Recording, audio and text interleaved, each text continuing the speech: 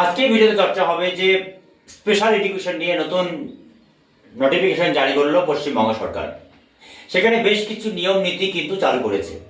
পরিষ্কার যে সমস্ত রীতিনীতি চালু করেছে পশ্চিমবঙ্গ সরকার, তার থেকে সবচেয়ে বড় বিষয় হচ্ছে যে ওএমআর শিট কিন্তু রাজ্য সরকারের পক্ষ থেকে ঘোষণা করা হয়েছে যে স্বচ্ছ নিয়োগের জন্য কিন্তু ওএমআর শিট 10 বছরের জন্য সংরক্ষণ করে রাখা হবে। কারণ এর আগে এসএসসি মামলায় যে 26,000 স্কুল শিক্ষক এবং non teaching staff group C group D চাকরি চলে যাওয়ার কথা ছিল, মহামান্য সুপ্রিম কোর্ট একমাত্র ধরে আছে সেই চাকরি কিন্তু তাদের বাতিল হয়ে যাওয়ার কথা ছিল।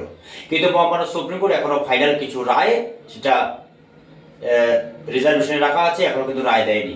সেই পরিস্থিতিতে সুপ্রিম কোর্টের অর্ডারে স্পেশাল এডুকেশনের জন্য কি প্রায় 2700 খালি পদ রয়েছে।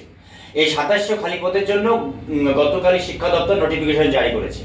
পরিষ্কার কি বলা আছে যে অবশ্যই আপনার যারা আবেদন করবেন টেট পাস হতে হবে এবং টেট পাস মিনিমাম 80 নাম্বার পেতে হবে, এবং যারা স্পেশাল এডুকেটর রয়েছে তারা 55 বছর পর্যন্ত আবেদন করতে পারবেন।